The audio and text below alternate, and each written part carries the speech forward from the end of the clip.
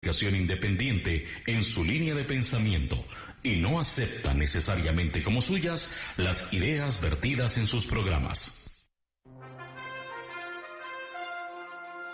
El dinero representa muchas aristas en la vida del ser humano. ¿Cómo sacarle mayor provecho? ¿Cómo hacer una planificación financiera positiva? Estas y muchas otras inquietudes enfocadas de forma profesional pero simple en el programa Dinero con Sentido. Dinero con Sentido, con el psicólogo y coach financiero José Luis Alto Laguirre.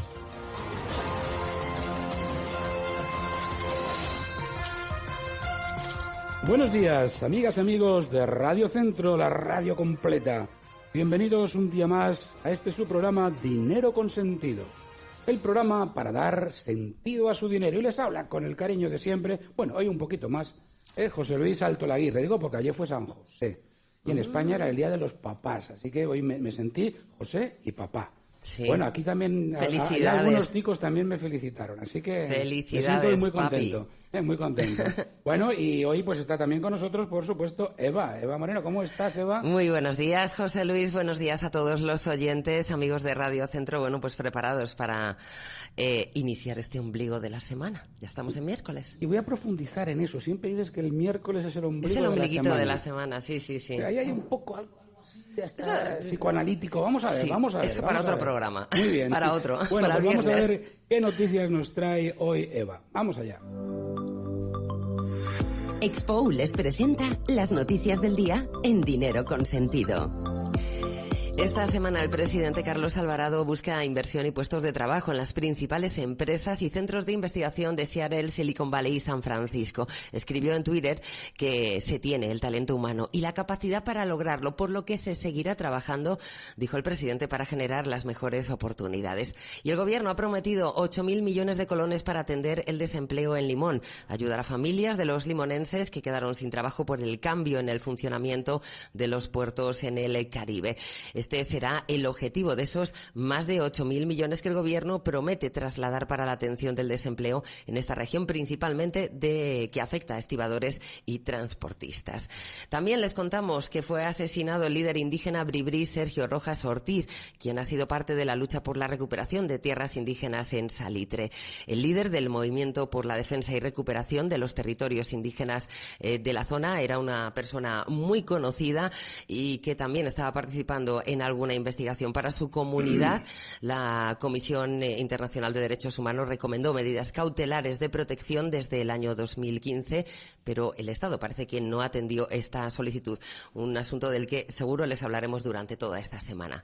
Los presidentes estadounidense Donald Trump y brasileño Jair Bolsonaro formalizaron una alianza que promete marcar la política continental con una ferviente condena al socialismo y varios acuerdos que podrían acercar a Brasil a organizaciones multilaterales como la OTAN o la OCDE. Y la presidenta de Argentina, Cristina Fernández de Kirchner, fue procesada por el juez Bonadío con prisión preventiva bajo los cargos de asociación ilícita y defraudación, acusada de haber ordenado supuestos sobreprecios en la compra de gas licuado durante su gobierno. En Europa les contamos que la Unión Europea y el Estado ecuatoriano han suscrito 2 convenios de financiación no reembolsables por un total de 51 millones de dólares destinados a la reactivación de 2 provincias costeras afectadas por el terremoto de 2016. En Europa, la primera ministra británica, o bueno, mejor dicho, fuera de Europa, la primera ministra británica, Theresa May, informó en el Parlamento que ha escrito al presidente del Consejo Europeo para solicitar una nueva prórroga del Brexit hasta el próximo 30 de junio. Ya veremos en qué queda todo esto. Las noticias del día han llegado a ustedes gracias a Expo, la feria de información educativa más grande de Costa Rica. La movilidad sostenible es la ruta energética que el país ha elegido transitar. Los vehículos eléctricos pueden cargarse en casa y son capaces de recorrer más de 200 kilómetros con una sola carga. En Costa Rica ya contamos con varios centros de recarga y se están construyendo aún más. Descarbonicemos el transporte. Avancemos hacia un país libre de emisiones. Un mensaje de Gobierno de la República, MINAE, MOPT, CONACE y GIZ. Más información en cepse.go.cr. Con Top Management de Centroamérica, la entrevista del día. Ya lo tengo. Muy bien, amigas y amigos de Dinero Consentido, pues vamos a entrar hoy en una materia realmente apasionante. Vamos a hablar de la educación. La educación es uno de los principales indicadores de desarrollo de los pueblos.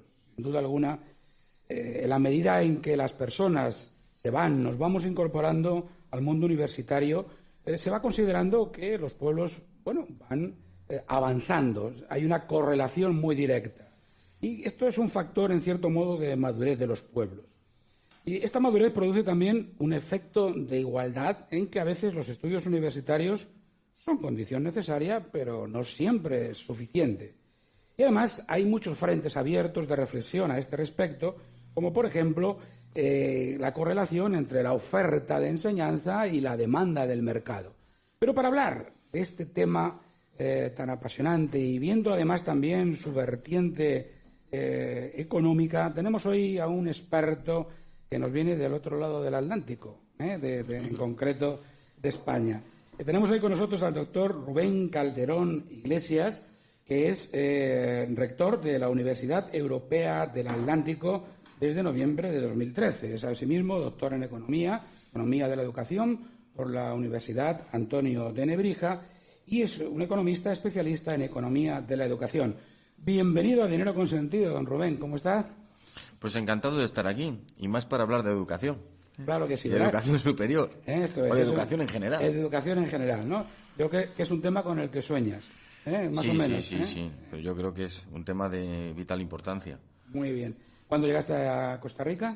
Pues llegué el domingo. El domingo. El domingo. O sea que poquito tiempo, todavía con el jet lag. Efectivamente, y en un par de horas o 3 volamos para Panamá. Bueno, pero tenemos una agenda un poco apretada. Un poco apretada, muy bien, muy bien. ¿Cómo te hemos tratado los ticos? Muy bien, muy bien. Los ticos y los ticos ya asimilados. Siempre es un placer estar en este país, en todos los aspectos, por los paisajes, por las montañas, por las playas y especialmente por la gente. Es una gente muy amable. Qué bueno. Bueno, Rubén, pues qué bueno tenerte aquí con nosotros y aprovechar este espacio. Nos sentimos privilegiados por el hecho de que tampoco, teniendo una agenda tan apretada, pues hayas sacado un pequeño espacio pues para estar con nosotros y con nuestros radioescuchas y para hablar además de este tema tan importante, ¿no? Porque quizás para empezar a hablar, ¿no? Para ir tomándonos los sorbitos de café. ¿Qué motiva a un estudiante a ampliar su etapa educativa cuando también estamos viendo que hay un altísimo índice de paro? Yo diría que en todos los países en donde hay muchos de estos parados también son universitarios. Bueno, pues la pregunta tiene su miga, ¿no? Cuando analiza uno la economía de la educación, tiene como cualquier mercado, el mercado sanitario, el mercado de golosinas o el mercado de automóviles, tiene una oferta y una demanda. Yeah. Y en la oferta uno pues analiza las instituciones educativas y la relación entre la producción, los profesores que necesitan, qué infraestructura, relación producción-costes, y la demanda educativa, que es de lo que me pregunta usted, que es la que hacen los estudiantes. Hay unas etapas en la universidad que definen prácticamente todos los países como obligatorias. Quiera o no quiera, un estudiante tiene que estudiar, porque son etapas más dirigidas a la formación de la persona, del ciudadano, ¿no? La primaria, la secundaria, donde uno va adquiriendo, digamos, los conocimientos generales para comportarse educadamente en una sociedad conjunta. Y luego ya hay etapas más avanzadas de la educación, donde ya la decisión se toma voluntariamente, especialmente ya las etapas dirigidas a la vida profesional y etapas universitarias, la de educación superior. Y ahí desde la demanda de la educación, se analiza desde la economía de la educación, qué le lleva a un estudiante a iniciar a los 18 años una etapa educativa. Y hay varias teorías. Uh-huh. Hay una teoría que es la teoría del consumo, que directamente pues un estudiante estudia una carrera simplemente por sus preferencias, la utilidad, la satisfacción que obtiene de esa carrera, porque le gusta, porque se le puede permitir estudiar esa carrera. Y había una parte de la población que se inclina por estudiar en la universidad por esos motivos. Hay otra parte que se puede inclinar porque estamos en un mercado de competencia imperfecta, ¿no? Y en el futuro, pues los empleadores nos van a dar un empleo, pero no saben realmente nuestra productividad, no saben realmente qué conocimientos tenemos. Entonces, pues el estudiante lanza una señal, una credencial al mercado, un título, que de alguna manera indica que el hecho de haber pasado unos determinados estudios son indicativos de tener unos mínimos conocimientos en la materia.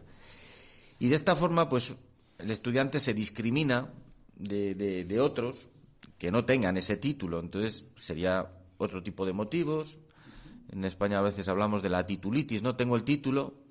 Hombre, a priori es difícil pensar que el título sea solo un cartón.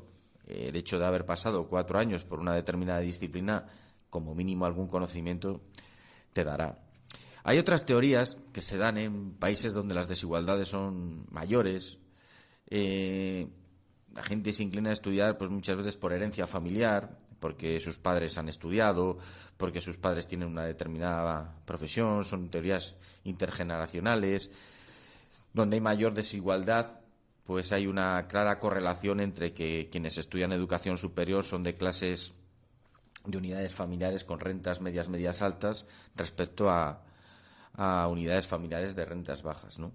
Y es verdad que no en los países europeos, pero sí en otros países, yo que he estudiado un montón estos temas, porque son temas que me gustan, hay en otros países donde hay una alta correlación de que quienes estudian proceden de ciertos núcleos de población, ¿no?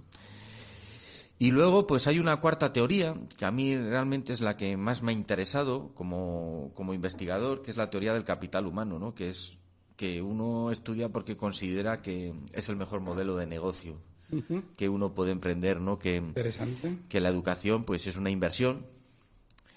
Y en esa inversión, pues uno a medio largo plazo, los ingresos medios que vas a obtener van a ser mayores y las posibilidades de encontrar un empleo, pues también van a ser mayores. Por tanto, a priori uno piensa que va a recuperar ese tiempo invertido y el coste de educarse durante unos años, 4 o 5 años, lo va a recuperar a largo plazo en su vida profesional. Entonces, pues uno estudia porque cree que es un proyecto de inversión y porque va a encontrar mejor empleo. Importante, ¿no? Yo creo que aquí en el programa, que es Dinero con Sentido, ¿no? Pareciera que nos está diciendo, doctor Rubén, que el estudiar es una inversión con un payback o con un retorno, un ROI que es interesante, ¿no? Que es importante, ¿no? Lo que pasa es que aquí ocurre algo, no solamente aquí en Costa Rica, en España también, en muchos países, donde, como decía un poco en la introducción, evidentemente el título es una condición, realmente yo diría que para determinado tipo o niveles necesaria, pero probablemente no suficiente.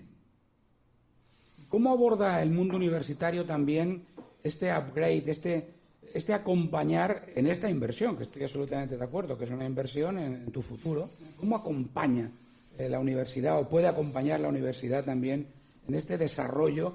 Y sobre todo, diría ya, concretando quizá más la pregunta, ¿cómo la universidad es capaz de responder también a la demanda de empleo, o dependiendo de donde lo veamos, ¿no?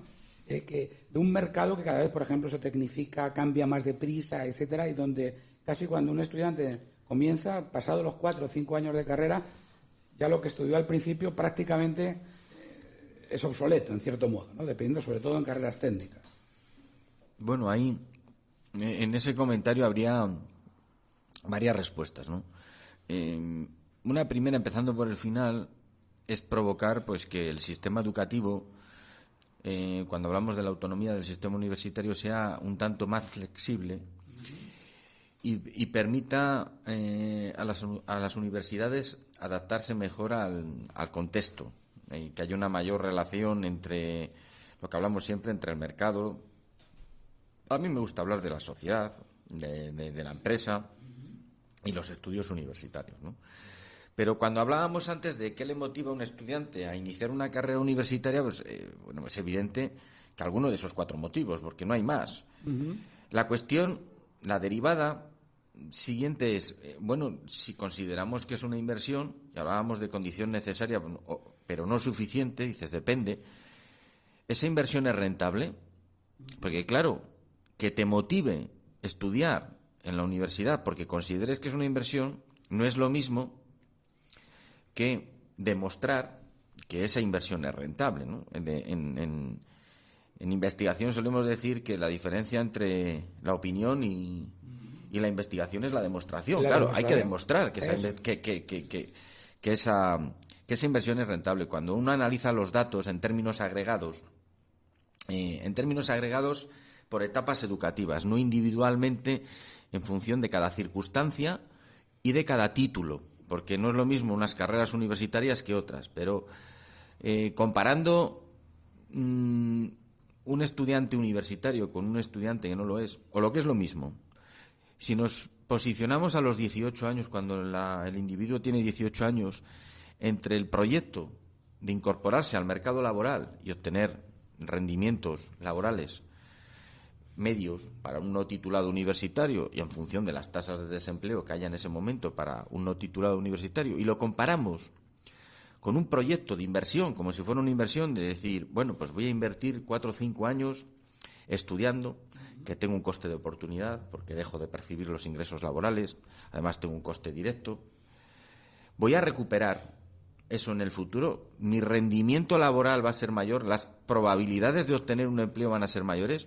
Pues los datos demuestran que sí, que por término medio, en términos agregados, las tasas de desempleo en los titulados universitarios son menores que en los no titulados y los ingresos salariales por término medio son superiores en los titulados universitarios que en los no titulados. La cuestión es, y para todo el mundo y para todas las carreras, pues ya, ahí ya tendríamos ya un análisis más desagregado, ¿no? De más fino, decir, pues hay carreras que evidentemente se analizan en los estudios, tienen unas salidas profesionales mayores. Hay estudios universitarios donde los salarios por término medio también son mayores. Pero cuando uno analiza la economía de la educación, sí que podríamos concluir que estudiar es rentable independientemente de lo que uno estudie, porque estudiar conlleva una serie de opciones. Cuando hablamos de dinero consentido, ¿no? Eso es. Pues conlleva una serie de opciones, las opciones financieras que surgen en los años 70 en el mercado de Chicago, pues toda esta teoría de las opciones que se aplica a los proyectos reales, a las opciones reales. Pues hay estudios que analizan qué opciones llevan la educación, cómo se pueden identificar y cómo se pueden valorar cuantitativamente. Por ejemplo, cuando uno hace unos estudios universitarios, independientemente de que estudie una ingeniería civil, una ingeniería industrial o una licenciatura en historia o en geología, tiene la opción de hacer un máster. Y como opción, no es una obligación. Puedo hacerlo o no hacerlo. Pero tiene un valor, porque en un mundo cada vez más globalizado, cada vez más cambiante, la opción de seguir formándote, de seguir preparándote, tiene un valor cuantitativo que hace que incluso si tu proyecto inicial, el valor actual neto de ese proyecto inicial, pudiera no ser rentable, en tu caso particular, tienes opciones a tu disposición, maestrías, doctorados, que te permiten adaptarte. Si alguien ha estudiado una carrera del área de historia o de geología, nadie le impide hacer una maestría en marketing o en comunicación o en diseño. Y lo que está claro es que si el individuo tiene un conocimiento más amplio, tiene una base de conocimientos, de destrezas más amplia, tiene mayor capacidad de adaptarse al mercado y de cambiar de registro. y de moverse que si a los 18 años uno se incorpora inmediatamente al mercado laboral. Así que yo pienso, porque además está demostrado que independientemente del tipo de estudios, la educación es rentable. Sí, yo creo, efectivamente. Yo creo que lo que nos dice don Rubén es que, doctor Rubén, que efectivamente hay ya desde el punto de vista estadístico una diferencia importante entre tener o no tener una carrera universitaria. Sí. Y en segundo lugar también que la carrera universitaria te faculta en cierto modo para mejores posiciones laborales, no solamente para combatir el paro en cierto modo, sino también para tener mejores condiciones laborales, por lo menos desde el punto de vista estadístico, ¿no? Luego... Bueno, y eso como proyecto individual. Claro. O sea, a nivel de la decisión que uno toma cuando tiene 18 años de si voy a estudiar o me voy a incorporar al mercado laboral, si esto va a ser rentable claro. o no. Eso está evidente. Cuestión diferente, pero complementaria, es la rentabilidad que tiene la educación ya a nivel individual desde un punto de vista de microeconómico. O sea, ¿qué implica que las personas estudien a nivel de microeconomía de país y a nivel de macroeconomía de país? Pues, ¿qué implica? Pues tiene evidentemente unas externalidades muy positivas. No, evidentemente. Pero además la preparación. Aquí creo que sí que hay un tema que aquí hemos tocado en el programa en otras universidades, que es un poco cómo ir adaptándose a estas necesidades del mercado, ¿no? Pareciera que hay una fuerte corriente, por otra parte objetiva, en donde las necesidades del mercado requieren en muchos casos una formación más tecnológica, como una pérdida de valor de las ciencias sociales o de más humanistas, etcétera. ¿Cómo ve usted desde su atalaya como rector de la universidad este debate que está siempre presente encima de la mesa, ¿no? Pues sí, es un debate distinto, pero yo tengo la idea bastante clara, ¿no? Yo estudié Ciencias Sociales, una licenciatura en Ciencias Económicas en la Universidad de Valladolid, en España, y leía el año pasado, creo que fue, que el Ministerio de Educación japonés pues ya no va a financiar las humanidades en las universidades públicas. Bueno, esto me recordaba, no recuerdo ahora el nombre del investigador, pero era un investigador chileno que estaba, un médico, doctor, que estaba investigando en relación al Alzheimer. Y perdóneme este pequeño paréntesis, ¿no? Y él comentaba de una forma un poco, haciendo una pequeña broma, que se estaba dedicando mucho más dinero a la investigación en agrandar el pene y en agrandar los pechos de las mujeres que al Alzheimer, cuando es una enfermedad del siglo XXI. Y que posiblemente a finales del siglo, como consecuencia de esas grandes inversiones que se están haciendo en esas otras materias, pues los hombres tendrán los penes más grandes y las mujeres los pechos más grandes, pero no sabrán para qué, porque todo el mundo tendrá Alzheimer, ¿no? Bueno, entonces, muy buena. Esto lo decía un gran investigador chileno, no recuerdo ahora el nombre, pero la tecnología y las ciencias experimentales, como rama de conocimiento, las ingenierías y la arquitectura, que es otra rama de conocimiento, son complementarias a las ciencias sociales y jurídicas y a las humanidades, a las 5 ramas de conocimiento. Y no hay que olvidar que el ser humano es humano. Ese es el adjetivo. Es humano. Entonces, claro, si nos desprendemos de ese conocimiento histórico, de la geología, del análisis de la prehistoria, ¿no? En España que tenemos la cueva de Altamira, ¿no? Que decimos la capilla Sistina del arte rupestre, pues no sabemos ni dónde ni cuál es nuestro origen de nada, ni cómo han evolucionado, ni cómo han evolucionado los pueblos, ni lo que hemos logrado, ni lo que hay que luchar, ¿no? Cuando uno pierde la historia, pues comete el error de poder repetirla, ¿no? Ajá. Entonces, yo creo que es imprescindible. No podemos tener solo ingenieros. Entonces, ¿quién comunica? Tenemos que tener comunicadores y tenemos que tener personas que estudien periodismo y comunicación audiovisual. ¿Quién gestiona los centros? Pues tenemos que tener personas que hayan estudiado administración y dirección de empresas, que estudien lenguas aplicadas y traducción e interpretación. Tenemos que tener personas que estudien áreas de alimentación. Y yo creo que es compatible todo, porque no podemos convertirnos solo en robots. No tiene ningún sentido. Un pensamiento crítico también, ¿no? Que es parte de la educación, es hacer que ese matiz crítico esté en los alumnos. Y hemos llegado donde hemos llegado. Claro, yo no soy sospechoso. Mi asignatura preferida cuando yo hacía mi curso de orientación universitaria, mi COUD, entonces, el acceso a la universidad, fue filosofía.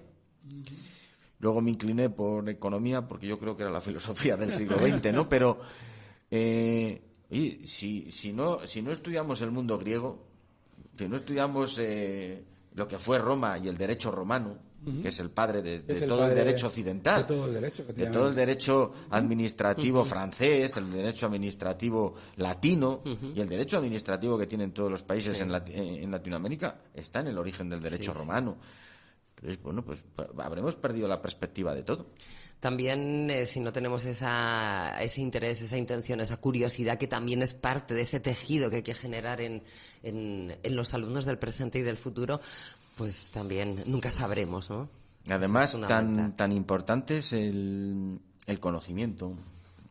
Y esto, aunque sea sospechoso, yo soy rector de universidad, pero no podemos basarlo todo en el conocimiento. Es importante también enseñar a los estudiantes a comunicar, a trabajar en grupo, ese tipo de destrezas, ¿no?, que el día de mañana se las van a encontrar, porque yo suelo decir a los estudiantes que el día de mañana el trabajo no consiste en hacer exámenes, no consiste en que te pongan supuestos y resolver los supuestos.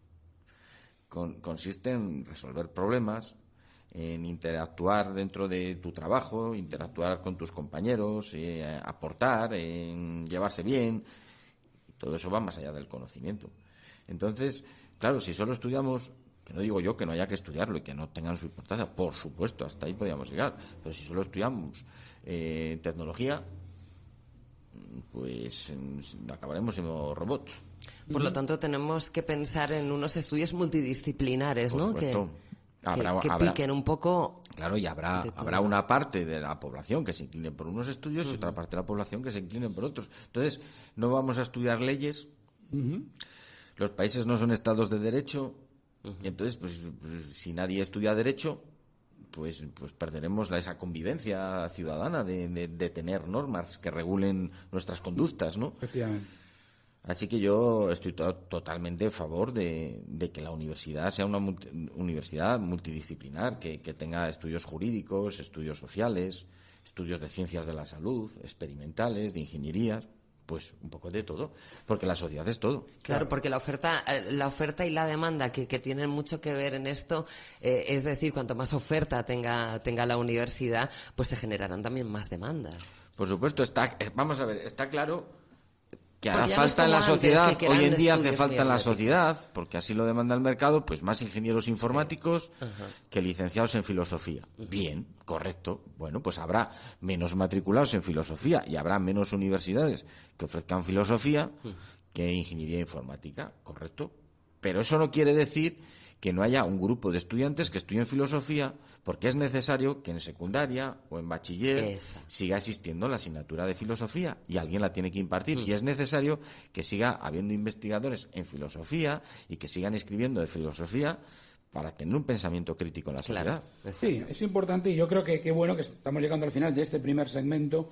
Me parece fundamental, ¿no? Y la pregunta obviamente iba un poco en esa línea, porque creo que lo que llamamos a veces, que aquí estamos haciendo una batalla contra esa traducción, desde nuestro punto de vista malévola, de competencias blandas. Aquí decimos que no hay competencias blandas, hay competencias críticas, porque esa soft skill es una mala traducción del inglés, porque precisamente esas competencias que le llamamos blandas son las que conforman luego el valor del ejecutivo, del investigador, yo diría que hasta del ciudadano, que es el saber convivir, el saber entender.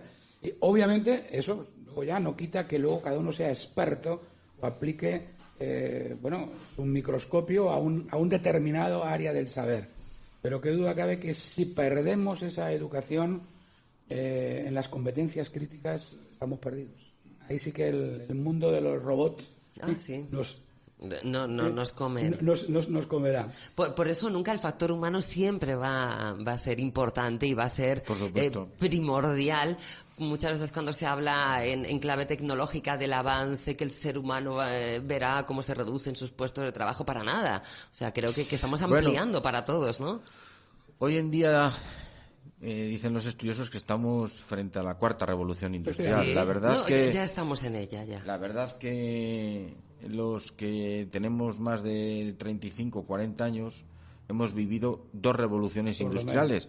Y la primera y la segunda pues tuvieron un tiempo de 100 años de diferencia entre finales del siglo XVIII, cuando surge la máquina de vapor, también esos cambios sociales del éxodo rural hacia las ciudades, de la revolución industrial, la de finales del XIX con el motor de combustión, la electricidad, el telégrafo, y si cabe, pues esos cambios del éxodo rural fueron incluso más intensos.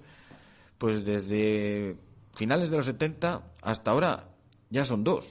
Internet y la digitalización de las cosas, y bueno, pues esto está cambiando mucho. Y va a toda velocidad. Pero el mundo se adaptó en el siglo XVIII, se adaptó en el siglo XIX y se adaptará en el siglo XXI. Y seguirá habiendo otros puestos, y cambiará la sociedad, y cambiarán las relaciones en los puestos de trabajo.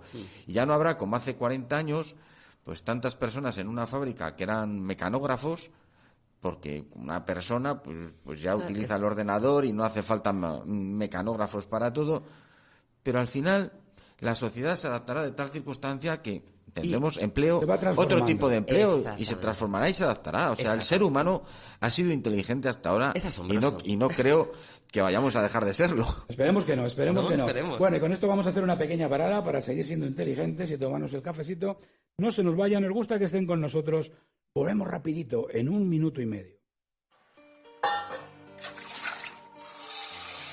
Hola, mi amor. ¿Cómo estuvo la escuela hoy? Chivísimo, mami. Una señora llegó a enseñarnos cómo ahorrar agua y luz en la casa. ¿De verdad?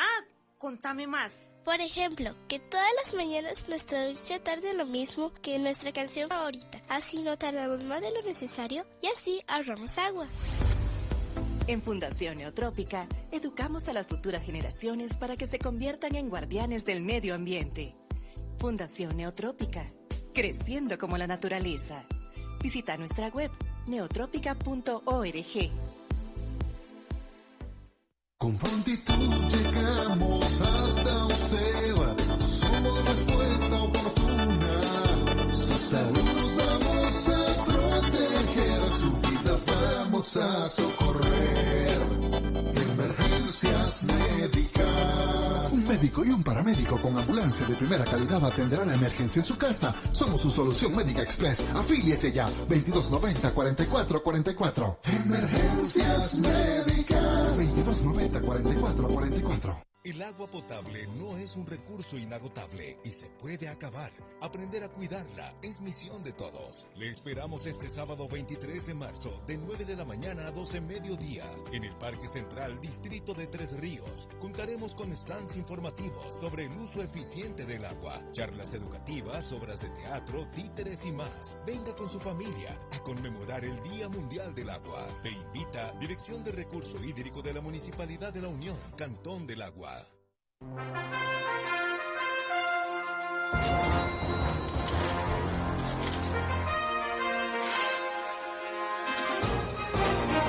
Muy bien, amigas y amigos de Dinero Consentido, aquí estamos de nuevo con ustedes hoy hablando con el doctor Rubén Calderón, que es el rector de la Universidad Europea del Atlántico, y estamos hablando sobre educación. Podíamos haber hablado de fútbol.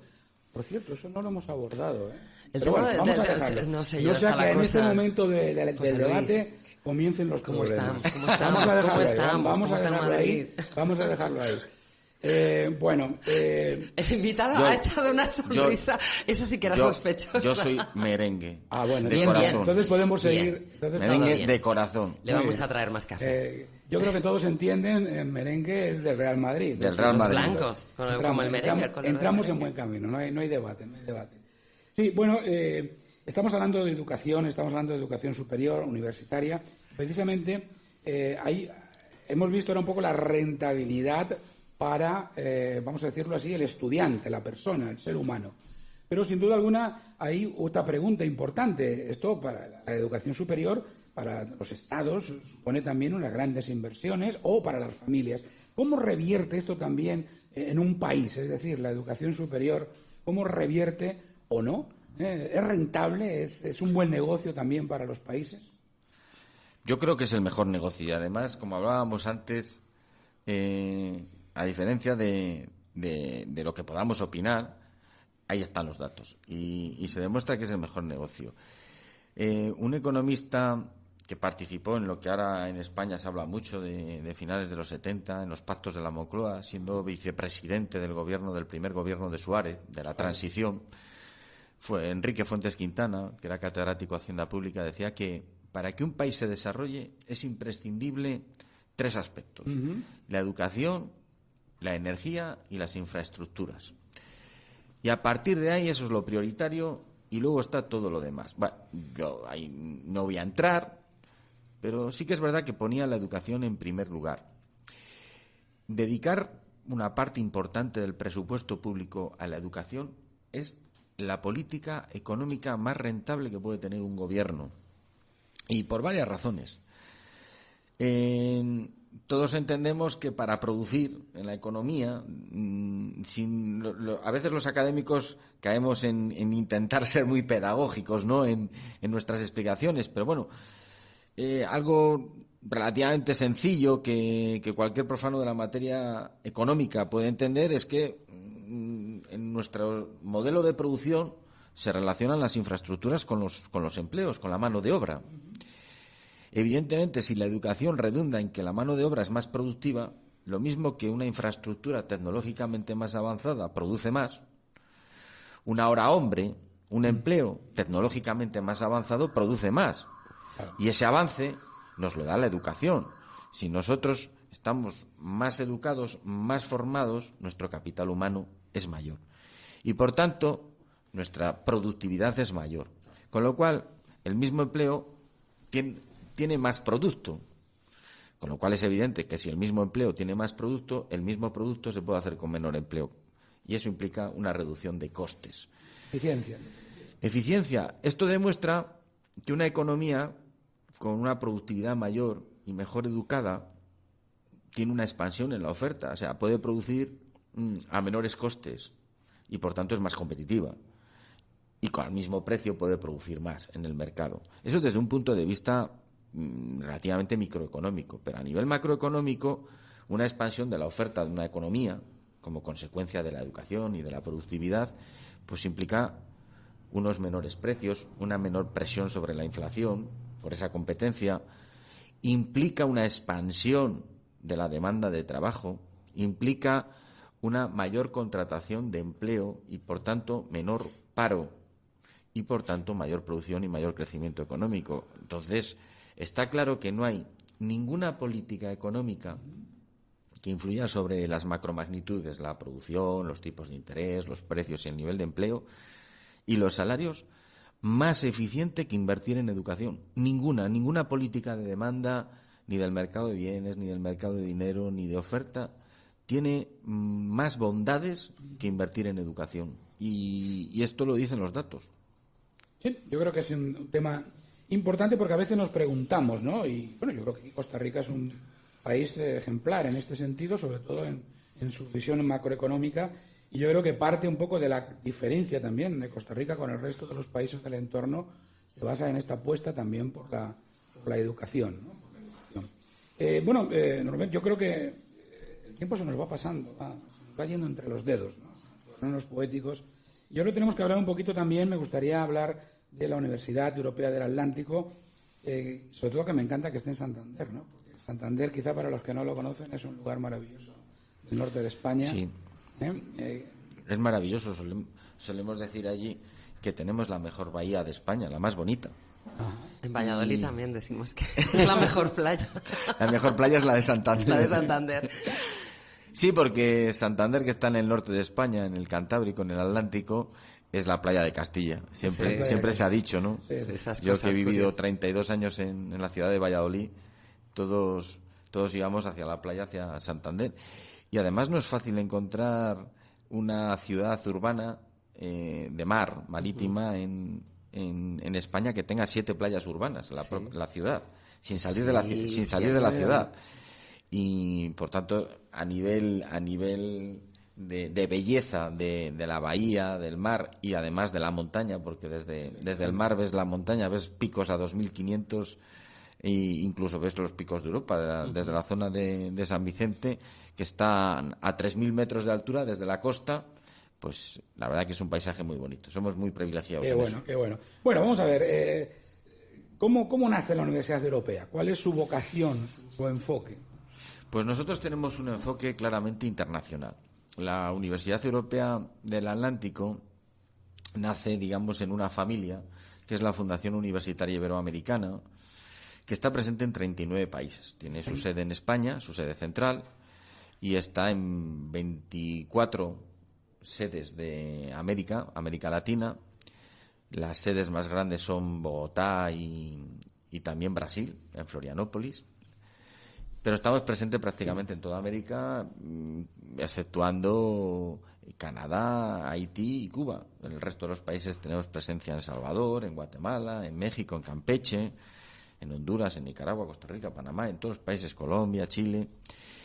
Y en ese contexto pues nace la universidad en Santander, primero para, digamos, cerrar un círculo académico que viene desde hace muchos años, ofrecer un modelo doble, por una parte un modelo clásico de grado presencial.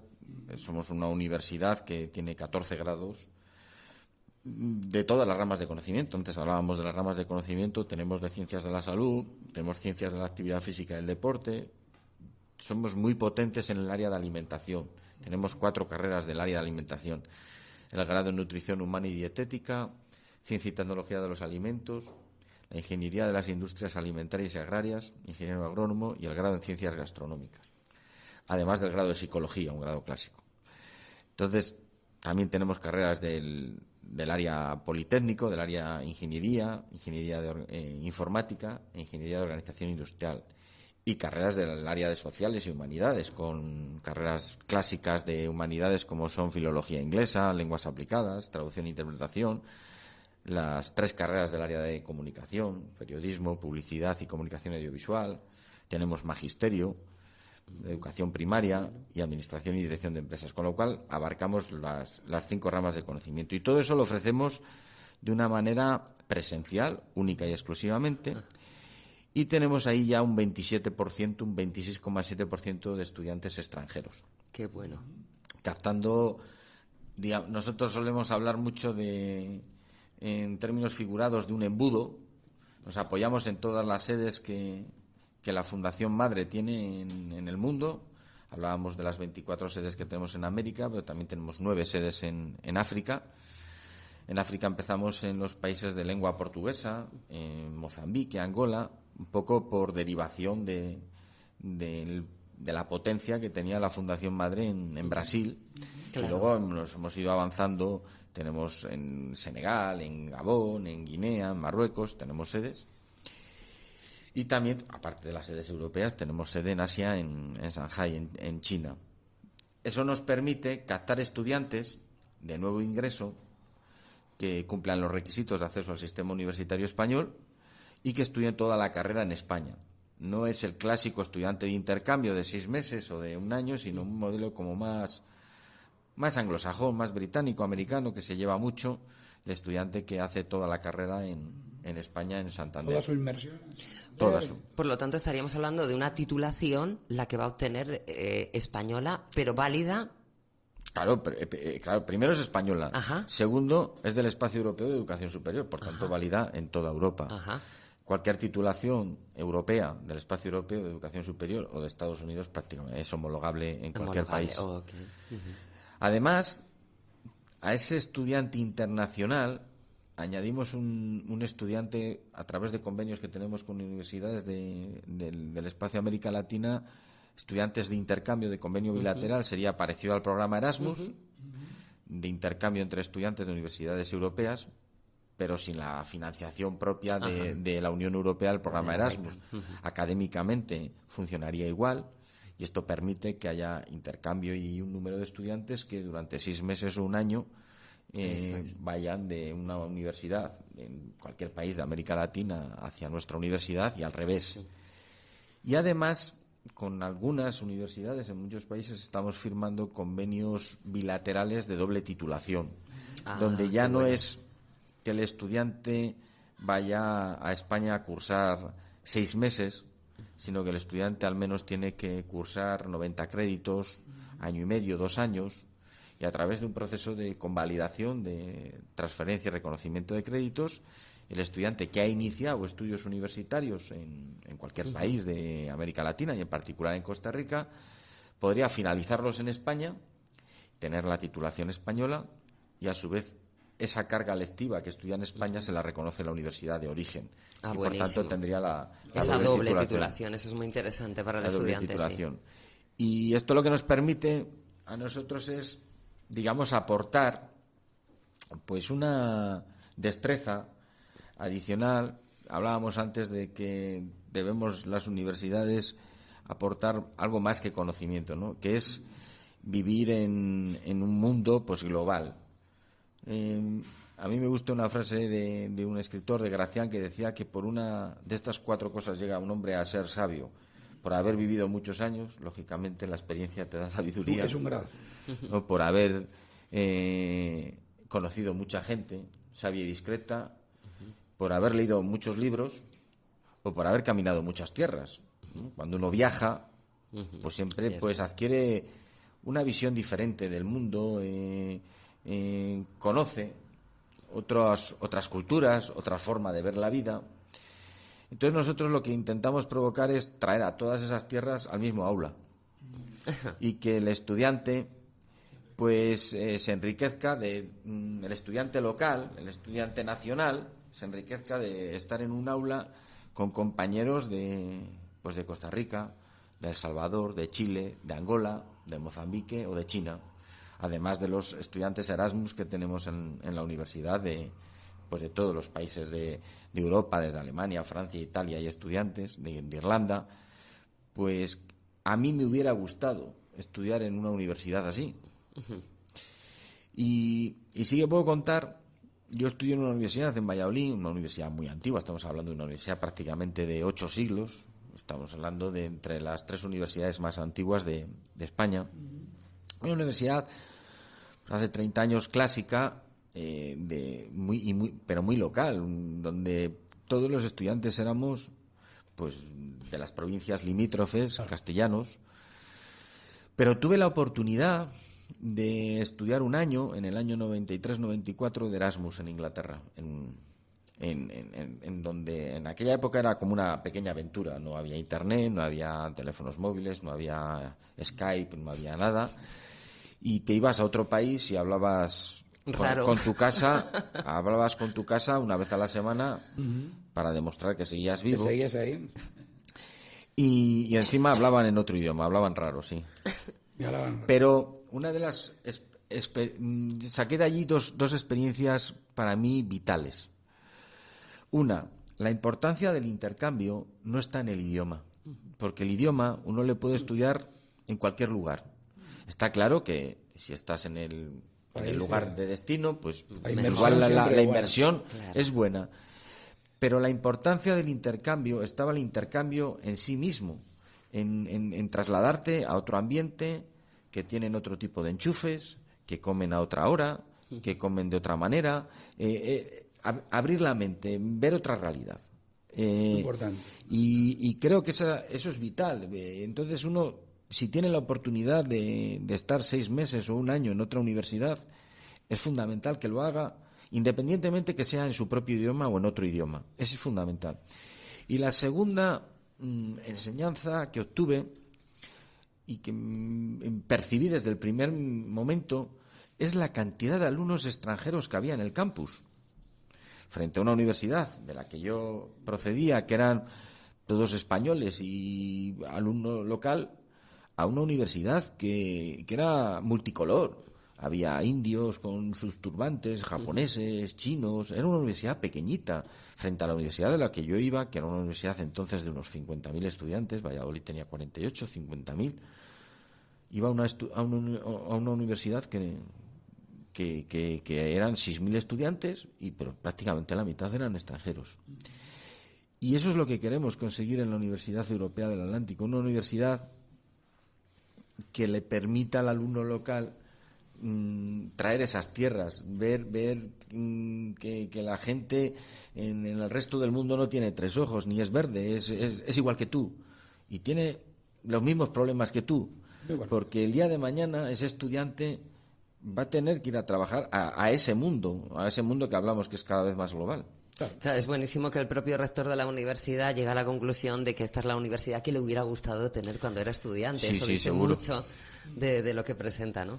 Sí, yo creo que además esto es algo que lleva a la universidad ese concepto de globalización, que a veces puede parecer abstracto y que sin embargo tiene muchos momentos en los cuales es fundamental, ¿no? Yo apoyo ese punto. Me tocó salir muy jovencito también de España y de aquello que era una grande y libre, y uno se da cuenta que grande es el mundo y libre es el mundo que tiene democracia, que en aquel momento no la teníamos, etcétera, etcétera. Exactamente, te abre los ojos, sin duda alguna te abre los ojos, y qué bueno el llevar y concitar allí el interés de mucha gente.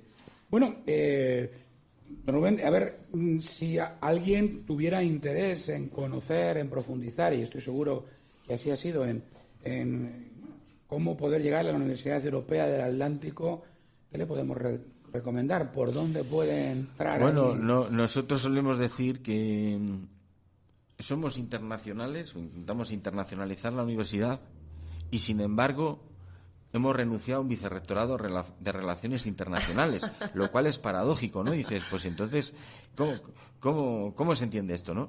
Pues es muy sencillo, se entiende que nuestro vicerrectorado de Relaciones Internacionales es la Fundación Universitaria Iberoamericana, que es FUNIBER, que está presente en todos los países donde está presente FUNIBER, y por tanto cualquier alumno local que quiera informarse de la universidad va a la Fundación Universitaria Iberoamericana en su sede de Costa Rica, donde está presencial, y ahí le resuelven, porque hay personas dedicadas a esto, le resuelven cualquier tipo de duda. Y por el farolito.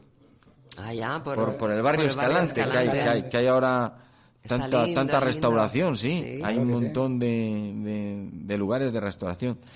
Y además, a ese modelo que hablábamos de grado, nosotros completamos un modelo de posgrado, pero como el posgrado va dirigido a otro público que es más mayor, que ya ha acabado una carrera, que tiene obligaciones laborales, en muchas ocasiones familiares, es muy difícil a ese estudiante, además de una edad más avanzada, sentarle en un aula y ofrecerle un programa académico presencial.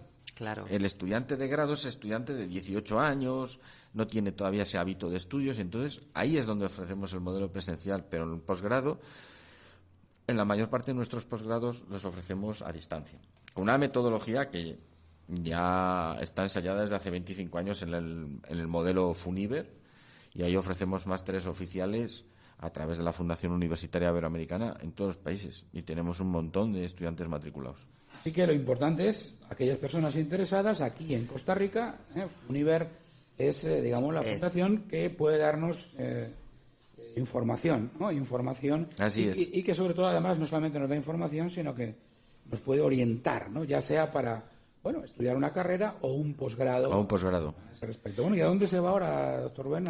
Pues ahora nos vamos a Panamá. A Panamá. Y cuando dice Panamá. ahora es ahora. Ahora a las 11:30 nos vamos a Panamá, al porque de hecho hoy tengo una cena en Panamá con 4 rectores, y mañana hay una charla para hablar de educación y de sistema educativo y de sistema europeo con el Consejo de Rectores de Panamá. Buenísimo. Excelente.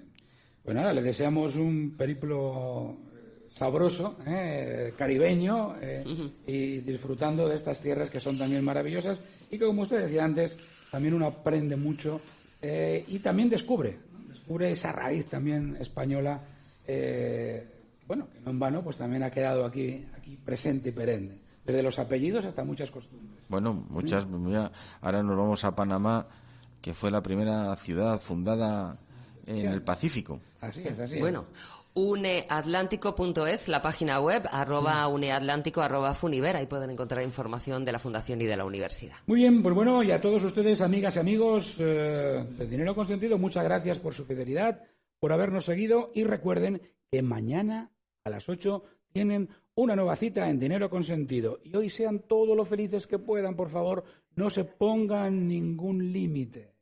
Hasta mañana. Esperamos que el tema de hoy represente un apoyo para su crecimiento financiero. Dinero Consentido. Puede escucharlo en Radio Centro 96.3 FM. De lunes a viernes. Le esperamos en nuestra próxima cita.